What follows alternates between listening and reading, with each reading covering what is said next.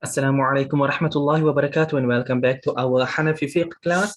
We are doing the kitab known as I'ala Sunan of Maulana Zafar Ahmad Thanvi rahimahullah. We're dealing still with the chapters relating to Tahara. And last time we had entered into this chapter with regards to purification of wells and things of that nature.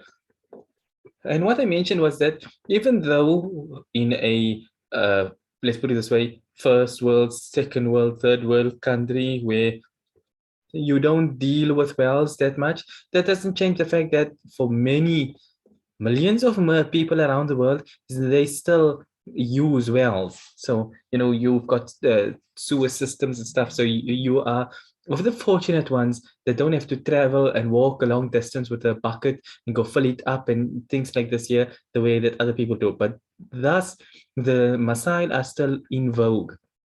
Besides, literally like that, I also mentioned that time is that in today's world, we can also apply this to other things such as ponds and pools. You got your fish pond, you got your swimming pool, your jacuzzi, and things that exist now in this side of the world. So, for example, if something falls in there and dies, a cat happened to fall inside and died, neighbor's dog fell over chasing something, fell in your jacuzzi and died over there, what's the ruling? So things like this here, it still has relevance in our lives even up until this very day.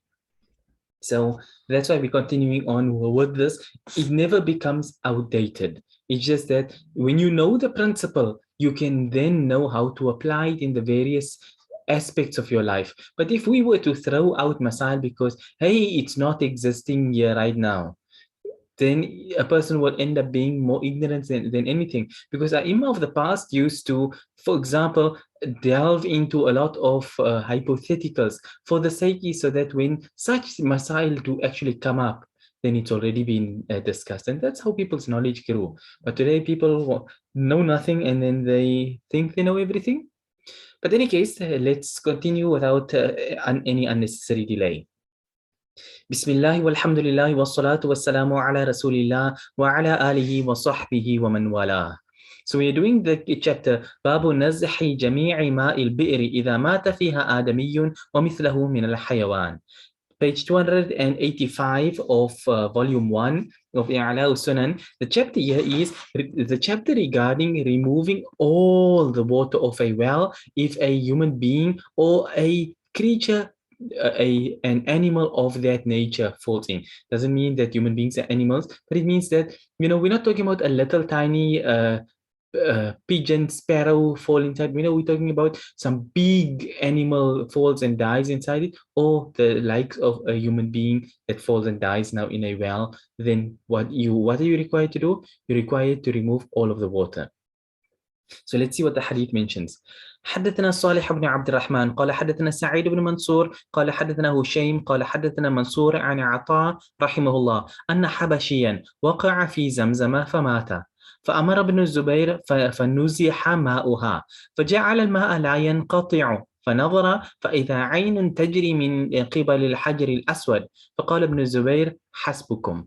رواه الطحاوي وإسناده صحيح باعتراف الشيخ ابن دقيق العيد به في الإمام. Okay. So the narration is reported by Salih ibn Abd al-Rahman from Sa'id ibn Mansur, from Hushaym, from Mansur, from Ata, rahimahullah, who mentioned that an African man had fallen into the well of Zamzam and he passed away. He died in the well there. So Hazrat Abdullah ibn Zubayr radiallahu anhu, he gave the command that all of the water must be taken out. So the water was pulled out, but they found that the water was not stopping at all. So as the more you were pulling out, the more the water was just rising and rising. And then they looked and they found that there was another spring in the bottom, which was coming from the side of the Hajar Aswad, and that was filling this the well up like this the whole time. The more they were pulling out, let's put it this way, if they were pulling out at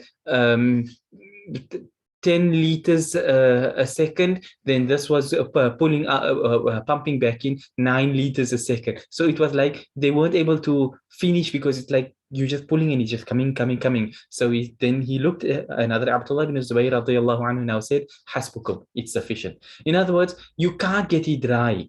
For the reason is that the water that was in there has all been pulled out. And now what is coming in is new water. Thus, the water now is pure and the impure ones are all gone. So therefore, it's sufficient. You don't have to pull out more than this. So let's put it in our context today. If you have a person and they happen to be swimming in your swimming pool and he drowns in your pool, in that case, you have to pull all of the water out and people don't exactly think along these lines. Like I mentioned, people will be distraught over the fact somebody died in my swimming pool. But from a fiqh perspective, that water now all becomes impure. It's something that must be discarded. You can, for example, water your garden with it in that sense, because obviously you have to get it pumped out or dished out, but it has to come out and then it has to be filled with fresh water again. But that's how it applies in the modern context. So Imam al-Tahawi rahimahullah reports this hadith, and the chain of narration is authentic by the fact that Imam Ibn Daqiq al-Eid rahimahullah also agreed with the fact that it is authentic. So Imam Tahawi deemed it as such, and so did Imam Ibn Daqiq al-Eid rahimahumullah. Okay, so yeah, that's the end of this particular chapter. As you remember from last time, we did touch on this same topic. If we want this now.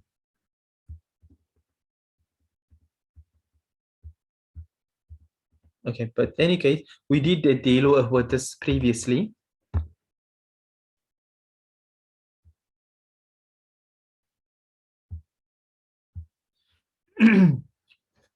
But in any case, so like I say, if you happen to have whether it be, I mean, let's be realistic and honest. Anybody who's been following the news in various parts of the world in the not so distant past, just before Ramadan and so on, people have come across the stories of those children. That boy fell in the well. It took the people so long, and they were digging in things, and eventually when they got the boy out, he passed away just as they took him out, and the other one who passed away inside the well, and things like this. So it's still stuff that are existing even in today's time. So it's not like it's, like I say, just because you happen to be living in the lap of luxury, so you don't have that. But for many people in the world, they still are in that situation. So if people come and they want to know the mas'ala, there needs to be somebody who knows such masail. Okay, so anyway, let us move on now. We're coming now to a new chapter. That is the end of that chapter there. So the new one is Al-As'ar. That's the broad chapter that we are dealing with. What is As'ar? As'ar is the plural of the word su'r. Su'r, and we've done this word before, it refers to like the leftovers of water and food and things of the sort. So that is what As'ar is. So the chapter under this big heading is Babu Ijza'il Ghasli Thalathan min Su'ril Kalbi. The chapter that it is permissible or it's sufficient to wash 3 times over the leftovers of a dog. In other words, if a dog happened to have ate from a bowl or drank from a bowl, it's sufficient for you to wash it 3 times. So let's first read the narration and then we can come to a little bit of explanation. So the narration is عن أبي هريرة رضي الله عنه قال إذا ولغ الكلب في الإناء فأهرقه ثم اغسله 3 مرات. هذا موقوف ولم يرويه هكذا غير عبد الملك عن عطاء قاله الدارقطني. وفي نصب الراية قال شيخ تقي الدين في الإمام وهذا سند صحيح. And this, when you know fiqh and you know hadith, you know how a big role masail such as this plays, and I'll try and explain and put a little bit of let's put it this way, context to the issue. Let's first read the translation. Hazrat Abu Hurairah radiyallahu anhu, he said, not he narrated, he said that if a dog leaks from your container or drinks from your container, then fa'ahriqhu, pour out the rest. Let's say he drank from a bowl of water, there's still some water left inside, pour that water out. Then thereafter wash it 3 times. Now he says, هذا موقوف. This is a موقوف narration, meaning that Hazrat Abu Huraira radiallahu anhu spoke it as if it was his words. He didn't say that Rasulullah sallallahu alayhi wasallam said this. But what you come to realize as well is that it has to have come from Rasulullah sallallahu alayhi wasallam, because okay, let me just read further. He says, وَلَمْ يَرْوِهِ هَكَذَا غَيْرُ عَبْدِ الْمَلِكِ عَنْ عَطَى. Now he says that no one narrates it in this manner except Abdul Malik, who reports from Ata. This is mentioned by Imam al-Darqutni rahimahullah. So okay, he mentions in Nasbur Raya of Imam al-Zayla'i rahimahullah, he says that Imam Taqiyuddin mentions in Al-Imam that وَهَذَا سَنَدٌ صَحِيح, that is, this is an authentic chain. So it's mawquf. Mawquf is what we would term in our times here when, you know, we're talking layman terms. We've got a hadith of Rasulullah sallallahu alaihi wasallam and athar of Sahaba. So this would thus be deemed as being an athar of a Sahabi. But here's the thing. The narrator of the hadith, إذا ولغ الكلب في إناء أحدكم فليغسله, for example, if a dog licks, like I say, lick here means that it has drank from your container, then wash it 7 times. One time with sand, beginning one with sand, ending one with sand, you know, as the various narration mentions. Guess who's the narrator of this hadith? Hazrat Abu Huraira radiallahu anhu. So when did Hazrat Abu Huraira radiallahu anhu narrate this hadith of, or just make this statement of washing 3 times? He made this statement in the time of the Tabi'in when they were learning under him, and this was his fatwa, that it's sufficient for you to wash 3 times. Now, does it make sense for a Sahabi to have narrated the hadith of Rasulullah sallallahu alaihi wasallam and then contradicted himself? You are at one point, you are the narrator. You are the very person who's saying that Rasulullah sallallahu alaihi wasallam said, wash it 7 times, 1 time with sand. Now here you are going so against it, and you are saying it's enough for you just to wash it 3 times. No sand, no 7 times, just 3 times. So when people don't have understanding of deen, then they find fault. Where do you Hanafis come from? You don't wash it with sand. You don't, wipe it out with sand. You don't wash 7 times. The reality of the situation is that the dalil of the Hanafi madhab is more powerful than the other people's dalil. But when you don't know dalil, then you think Hanafi madhab just makes things up. Hanafi madhab opposes the sunnah. No, the Hanafi madhab follows the sunnah most of all in the most holistic manner. So the reality of the situation, from the fiqh of the Sahaba radiallahu anhum as well, is that Hazrat Abu Huraira radiallahu anhu understood from Rasulullah sallallahu alayhi wasallam that the washing of 7 times and the usage of sand and this were one of 2 things. One is that it was abrogated. Now you will find narrations that also mention wash it 3 times. So the fuqaha amongst the Ahnaf have mentioned that this one of washing 3 times came later. So it abrogated the former ones of washing. Okay, let me put it this way. There is narration of washing 7 times and at the 8th time being with sand. Then you find the narration which mentions just simply 7 times, no mention of sand. Then there comes the narration of washing 3 times. So it came in the, one abrogated the former one as the ruling was relaxed. That's one opinion. Other fuqaha have stated that no, it's not exactly a matter of abrogation, but it is a matter of something being mustahab and something being what is wajib. So what they mention here now is that Hazrat Abu Huraira radiallahu anhu thus knew that to wash 7 times is something which is mustahab, it's something which is good to do. Not that it is a requirement for the purity and validity of the container. So if you just washed 3 times, it would be sufficient.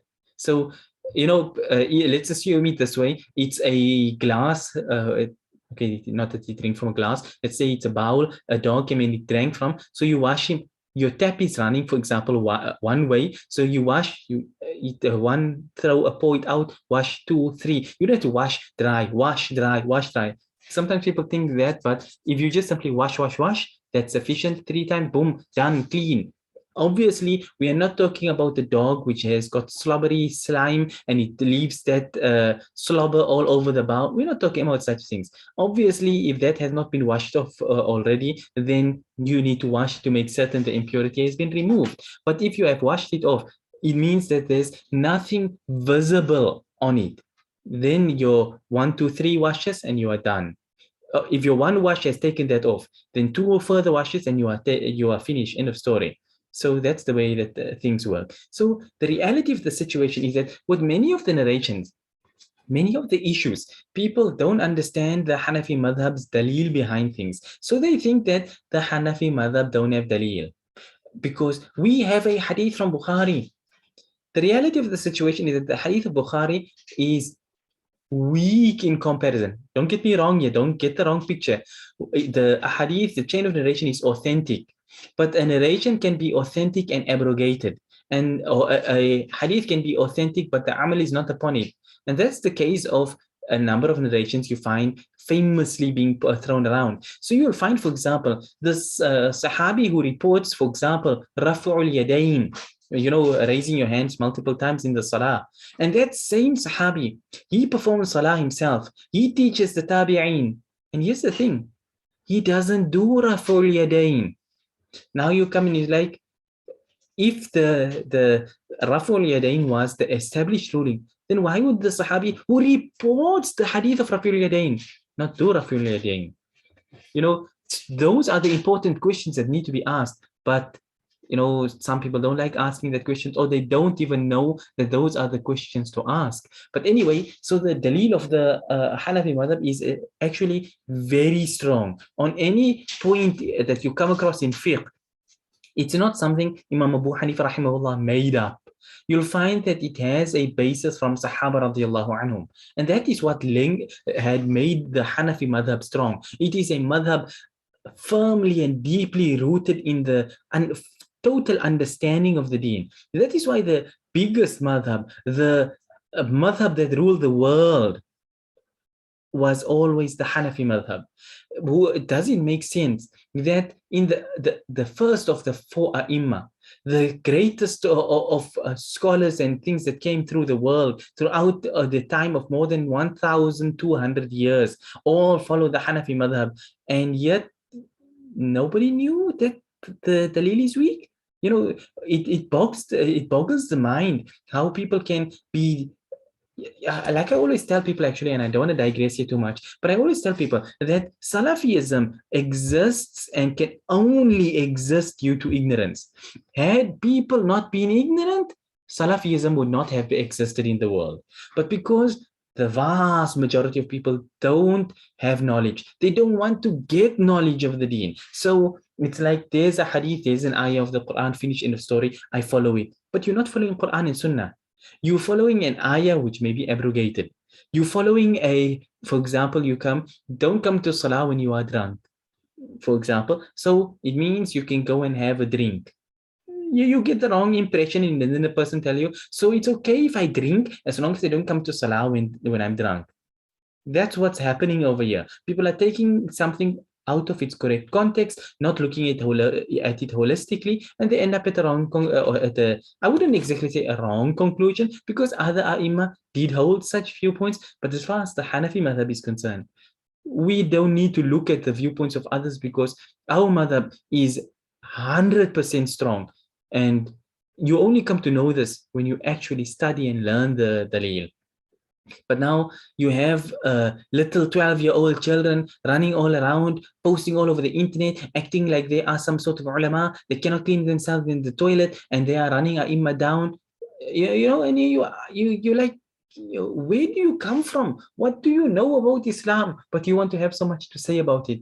But anyway, I've digressed a whole lot. But it was just to put things into its perspective, that this was the amal, the fatwa, the practical thing of Hazrat Abu Hurairah radiallahu anhu, to say that you only need to wash 3 times, despite the fact, and what was of importance and of note here was the fact that this was not Hazrat Abu Hurairah radiallahu anhu narrating that Rasulullah sallallahu alayhi wasallam said so. You are speaking it as if it was coming from his own self. Yet we know that it had to have come from Rasulullah sallallahu alayhi wasallam, because you narrated a hadith that Rasulullah sallallahu alayhi wasallam said, wash 7 times.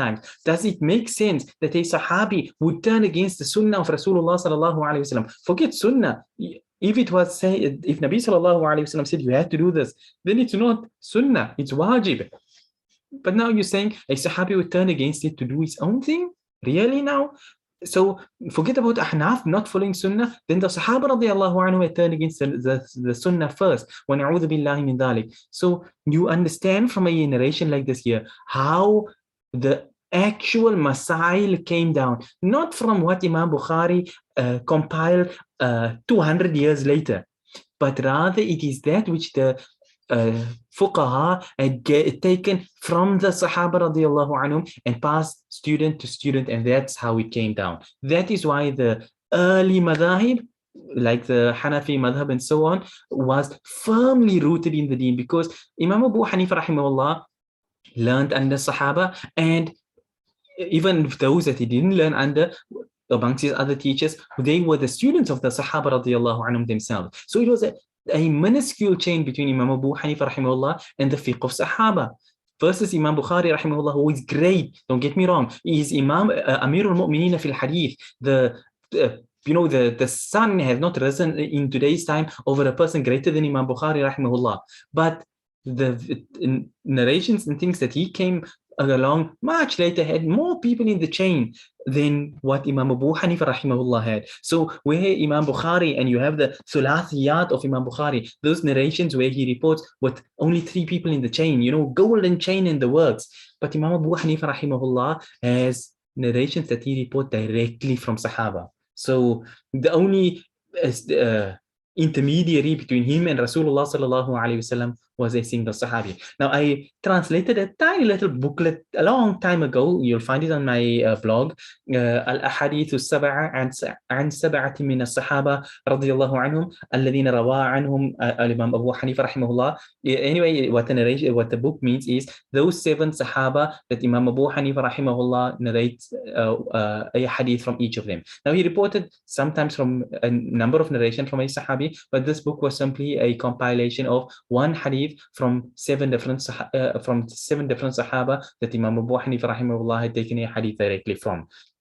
Anyway, I'm digressing again. Let's come back to the topic at hand here. So like I said, from a Hanafi perspective, we say that dogs are impure and we don't go near dogs. We don't say it's okay to have dogs, but we live in a world where you walking around and a dog come up to you, for example, here, or some people they don't keep the dogs on leashes. Now the dog come and they're like, don't worry, don't bite, even though the dog look like it's want to bite you, and then it ends up licking you, licks your clothing, licks your hand, whatever the case may be. That is a najis which has come upon you. Thus, you need to wash it. So you wash it 3 times from a Hanafi perspective. 3 times is what is minimum required for it to be removed and for the clothing or your hand, etc., to be pure. If you wash it more times, 5, 7, whatever, all the better, but 3 is the minimum requirement. That's the fiqh of the issue. Let's see, maybe we can do one more narration before our time runs out. It's a bit of a lengthy one, but let's see. In any case, عن الحسين بن علي الكرابيسي حدثنا إسحاق الأزرق حدثنا عبد الملك عن عطاء عن أبي هريرة رضي الله عنه قال قال رسول الله صلى الله عليه وسلم إذا ولغ الكلب في إناء أحدكم فليهرقه وليغسله 3 مرات. أخرجه ابن عدي في الكامل وقال لم يرفعه غير الكرابيسي، والكرابيسي لم أجد له حديثا منكرا غير هذا، وإنما حمل عليه أحمد من جهة اللفظ بالقرآن، فأما في الحديث فلم أرى به بأسا. زيلعي قلت لا بأس به ونحوه من ألفاظ التعديل كما قال في الرفع والتكميل عن الذهبي وغيره. ونكارة حديثي غير الضعيف يطلق على مطلق التفرد كما قال في الرفع أيضا عن ابن علي، والرفع زيادة فتقبل في الثقة، فالحديث إذن غير مقدوح رفعه. قلت والباقون كلهم ثقات من رجال مسلم.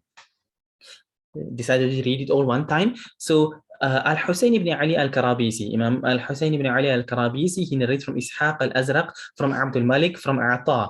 Imam Ata, who narrates from Hazrat Abu Hurairah radiyallahu anhu, who said that Rasulullah sallallahu alayhi wasallam said that when a dog licks or drinks from a container of yours, then pour the rest of the water out and wash it 3 times. Now here you find Hazrat Abu Hurairah radiyallahu anhu explicitly saying that Rasulullah sallallahu alayhi wasallam said so. The previous narration, Hazrat Abu Hurairah radiyallahu anhu did didn't say Rasulullah sallallahu alaihi wasallam said so, but you understood the fiqh aspect behind it, and thus remember one thing, that chain of narration was authentic. So now you come here, Imam Ibn Adi reports this in his Al-Kamil, and he says lam yarfa'uhu ghayr al-Karabisi. No one has said that this hadith is from Rasulullah sallallahu alaihi wasallam besides Imam Al-Husayn ibn Ali al-Karabisi. And he says al-Karabisi, I have not found a hadith of his which is munkar besides this. And now he goes on to Imam Ahmad rahimahullah, but then he goes on to say فَأَمَّا فِي الْحَدِيثِ فَلَمْ أَرَى بِهِ بَأَسًا. As far as his hadith is concerned, لَمْ أَرَى بِهِ بَأَسًا, I don't see a problem with it. So Mulana Zafar Ahmad Thanvi, he says لَا بَأَسَ بِهِ لَمْ أَرَى بِهِ بَأَس. This term, I see no problem with it. It's from min alfaz al-ta'dil. When you're doing in hadith al-jarh wa al-ta'dil, you know, the grading of narrators, whether he's reliable or not, and they say la ara bihi ba'as, la ba'asa bihi, there's no harm, no problem with him. These are terminologies which mean this person is reliable, he's acceptable, it's fine. That's what it means.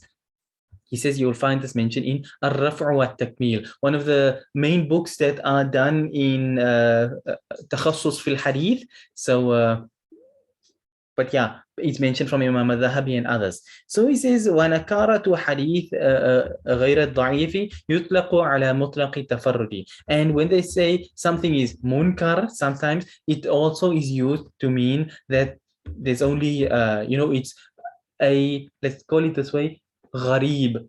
It's a munfarid. It's even gharib, people tend to get the wrong impression of in hadith. Gharib simply means something has been reported with one chain. So yeah, it meaning that it's a singular narration. It only comes through Al-Husayn ibn Ali al-Karabisi, not that it's actually weak. So he says you find this also mentioned in Ar-Raf' wa Takmil. From Imam Ibn Adi, that وَالرَّفْعُ زِيَادَةٌ فَتُقْبَلُ فِي الثِّقَةِ. And when something is made marfu like this added on, then you accept it from a person who is thiqa, who's reliable. So if he's a reliable person, you said la arabi ba'asa, I don't have a problem with him in hadith, then therefore فَالْحَدِيثُ إِذَنْ غَيْرُ مَقْدُوحٍ. In that case, there's no problem in saying that this is actually the words of Rasulullah sallallahu alaihi wasallam.